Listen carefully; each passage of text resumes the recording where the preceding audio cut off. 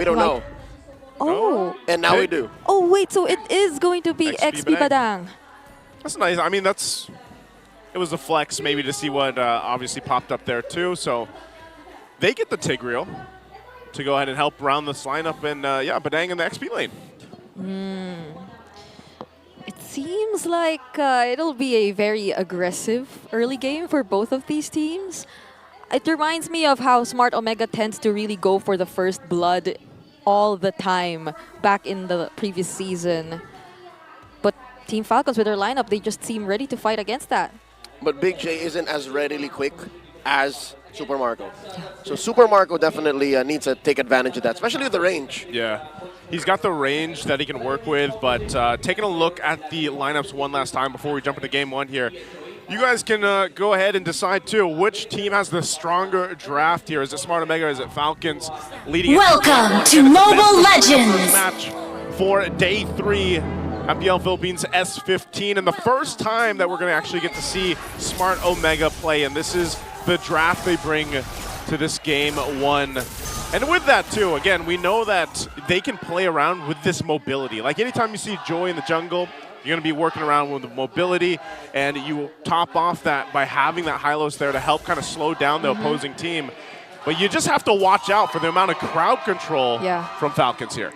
You would really want to be as aggressive as you can, especially as Ukir here. But one common trend we've been seeing in the previous games as well is just how teams up against the Selena just try to make sure that they gain control of the mid lane. Their mid duos tend to be more aggressive, but now that the Tigreal is in Team Falcon's hands, so they kind of probably could play around that a little bit more. It's the hit or miss concept of the Selena that they really have to take into consideration for the early game. And looking at the emblems here too, you know, the Flap TZ running with a hybrid as well, you know, just helping them on this Badang. And I know there's a couple different versions of Badang, XP lane, and even that roam version. So, hold on. Whoa, Chaknu. Early revitalize on a Chaknu. Gets hit with a retribution. Slow down. Is there enough damage? Yes, there is. Kyle TZ draws first blood. That Abyssal Trap didn't even hit. That was some sort of way, but this is what we're expecting from Team Falcons. Once you deny that snowball, that early threat of those quick rotations coming from Smart Omega, which we aren't really seeing right now since it seems like Ukir is trapped here in his lane. It's one of the biggest threats you could have as a Selena. Like, if you're not able to rotate and be a huge threat using those random Abyssal arrows from different angles. Okay, Lewis comes down to the mid, gets that level 4. They're going to go ahead and start up this fight for the first turtle. Falcons will get in position 2. They've got what they need. Looking like they're taking it slow as Few catches an arrow. That's a man down for Team Falcons, but Kyle TZ finesses a retribution. The implosion by Ogwin, and Doryu bites it. Ogwin gets a kill. Big knockup. Lewis barely standing, gets hit with a fist crack and the fist break. And now Chakun the only one left. The surge and the finishing touch, the flourish by Kyle. Ukir's left alone here. Will he still go for those 3 members? Ogwin knocking them out, serving up a triple to Kyle TZ. I'm not sure, you know, if that, the concept, the idea there from Ukir was like, I want to get one, but unfortunately ends up giving another kill over to Kyle TZ. Talk about it, early game power spike already for Asuyo, 4-0-1. Oh. Yeah, and everyone there were grouped together. So even when that single Abyssal arrow connected onto a great target, speaking of another target, that's Few. Whoa. Purify already spent up, serving up a kill. Ukir goes, Chaknu, Glorious Pathway defensively used. That is a 1-for-1. Oh, 2 immediate Hunter strikes picked up for Super Marco and Kyle TZ. We haven't even paid much attention to the gold lane, but given all the action that was happening towards the opposite side of the map, it seems like Super Marco was able to gain a really good control of his own lane. He's ahead by almost 1,000 up against Jome. This is not looking so good, but at the same time, something we'd probably expect from Smart Omega in the early game. I mean, that's, you know, I know you like to play Suyo, Leo. That's every jungler's golden dream, if you will, because it's golden month, right? You get 5-0 right now on a Suyo. You got the Hunter strike this early. I did this earlier today. You did. I was there. It feels great. I was there. It feels great. Oh, Flap Easy catches one. Serving up a kill for Few. Nice pick off for Falcons as Omega is left reeling. Again, Falcons drafted a lineup that goes online much earlier. I don't expect it to happen on the other side of the map. It's funny because Brigida mentioned this before we went into the game. Like, both lineups look like they want to start aggressively, and it was just Falcons that started the flight earlier in this game one, garnering nearly a 4,000 gold lead at 4.5 minutes in. This turtle should be theirs, but it looks like Smart Omega actually wants to contest it. Glorious pathway by Chaknu, deterring any retreat from Falcons. Turtle falls, Kyle Teasy gets an extra shield, slays it, 100%, 2 for 2 so far. Feather airstrike by Few. Look at the back line, and Doryu trying to find idol ng mga kids as Chaknu tries to deter any more retreats once more. Flap Teasy gets one. Lewis served up a kill, and now Super Marco blasting away. Sever from Kyle Teasy.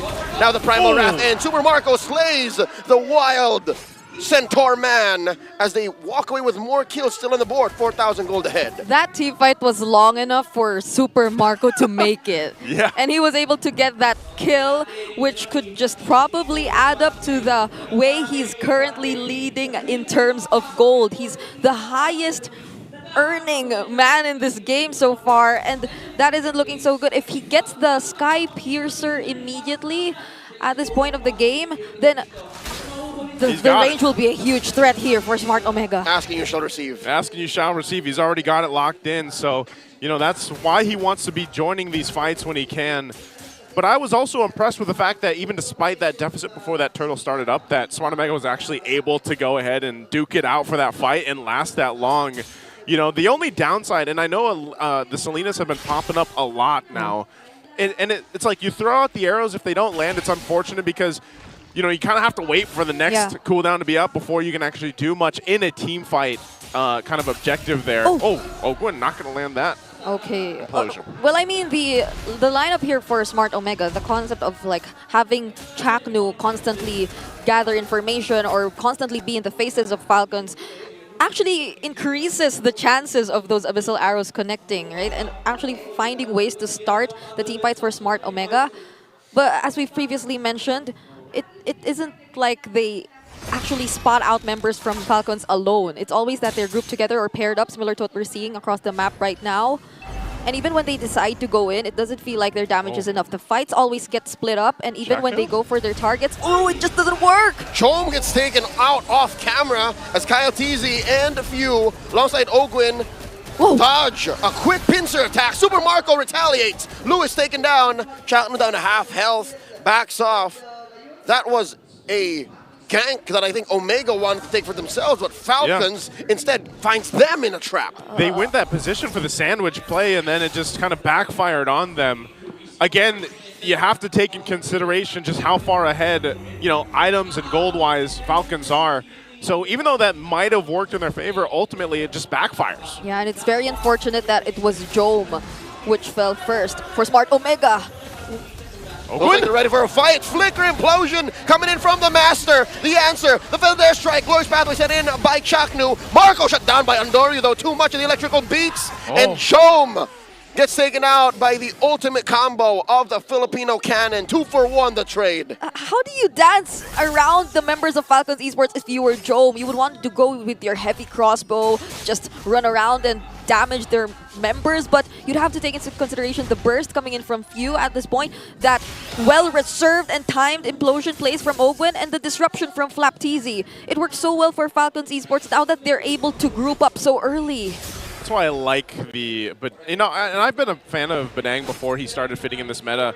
But you're going to take a look here at the replay, and great implosion here too, but watch Flap. Like, this usage of the Badang stops that tempo. It breaks the tempo that Smart Omega was trying to build, and that's why Badang fits so well in this current meta, because he's able to do that, and that's the utility that he brings. I mean, obviously, even when you build him like this, right, he's pretty much tanky, but it's mainly for those abilities to go ahead and get the fist crack in, get the ultimate down, and everything else. So very great usage of the utility this hero brings to these team fights. Oh my god, look at this. No regard for self-preservation. Kyle Teasy goes straight for the BOD. He doesn't care. Nope, I don't want Winter Crown. I just want to kill. Yeah, it's actually just Flap, which is kind of tanky right now. They get one in, plus the snipe from Super Marco from downtown. Chaknu falls. That was just well lined up right there, you know? Yeah. And it keeps happening. Andorra, I'm not sure, again, if you want to really be in two kind of risky positions, but maybe if you're Smart Omega, this is just kind of what it results to, Brig. Yeah, you can't just go in if you were Smart Omega, even if you were Andoryu. Few also has the Blood Wings already, so he will probably have higher chances of being able to escape or even use the Wings by Wings to get away from all those attempts from Andoryu. And if it weren't Andoryu, earlier we've seen this scenario where Jome actually tried to just dish out the damage, but aside from the fact that it still wasn't enough, the fist crack, the fist break, they were all reserved from him. So amidst all the chaos, Flap was just able to make sure that Jome was someone they were able to pin down. So things aren't becoming that easy for Smart Omega, especially as now first objective went into the hand of Falcons, and it doesn't seem like they'll be letting any outer Earth stay after this. Yeah, this is tough too, because if you're looking at the lineup for Smart Omega, like, you need quite a bit of time for them to actually get online, especially for this Irithyll. You know, again, Ukir is only really able to land off the shots, but then you can't really follow up even if you get an Abyssal Arrow off just because of how far behind you are. So these turrets are going to be made quick work of while they wait for that Lord to approach from the bottom side, but they're just going to go in. They pop the Holy Shield, ushering in one small siege minion.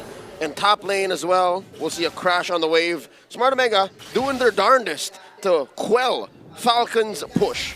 Yep, Andoryu just will really try to minimize the amount of waves that will be coming in, but we can't deny the fact there's a concealed play as well from Master Ogwin.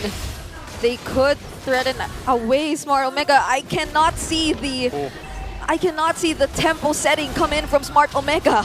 Few pulls out the Feathered Airstrike, pushing in bottom lane inhibitor. That's just the top lane left for Smart Omega, and they're doing their best. They are holding on. They can't even leave their base. They can't leave the base. 11 minutes in. 12,000 ahead. Just a very one-sided game one here for Falcons so far, with the Barangay just kind of trying to figure out what can we do. They've resulted in throwing Andoryu all over the map, trying to cut waves, steal, but his team.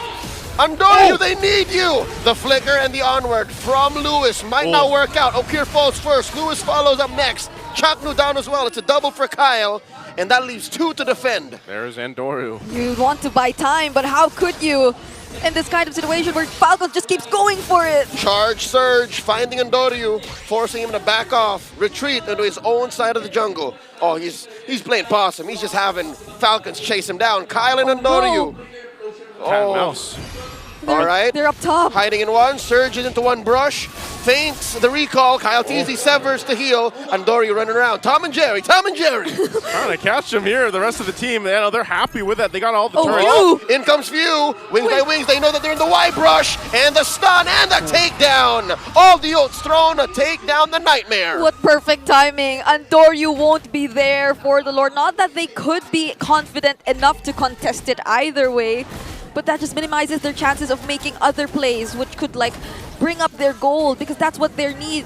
That's what they need right now. They're clearly at a disadvantage, and it feels like a very passive situation or gameplay from Smart Omega. This is one of those situations where you just, I don't know, even for me, it's like, man, we gotta move on to the next. You saw the damage, right? I mean, even Okir and Jome were behind Flap. And I know, you know, Flap, for the most part, playing this Badang, he's been able to just set things up with that fist crack and the fist break and everything else, but that's a big problem for Smart Omega. The Lord is obviously taken. It's going to get ready to march in the base. Falcons did everything they had to on the first Lord, getting all the turrets down. So base is exposed, and now you're facing probably one of the biggest leads this weekend. Deficits that Smart Omega has to deal with as this Lord marches in. I mean, if they get to go for the bounty onto Kyle Teasy, that'll be a lot too, but how could you just go for him? Everything is being set up perfectly for the damage dealers of Falcons, and now that we're just waiting for the Lord, I don't see any play that Omega could do at this point, not unless Luis decides to go in with a flicker, but they started themselves. Slapped easy, compromising Andoryu. The Glorious Pathway coming in, and they're revitalized from Chaknu. The Lord, the implosion, the Feathered Airstrike, all but the kitchen sink thrown at Smart Omega. Lewis and Chaknu fall. Andoryu trying his darndest. Double kill for Super Marco. Down goes Jome. Ukir, the only one left, and that'll be it. Game one goes to Falcons. A dominant game one for Falcons as they fly high already. A massive, massive lead that the Barangay could do nothing about. That last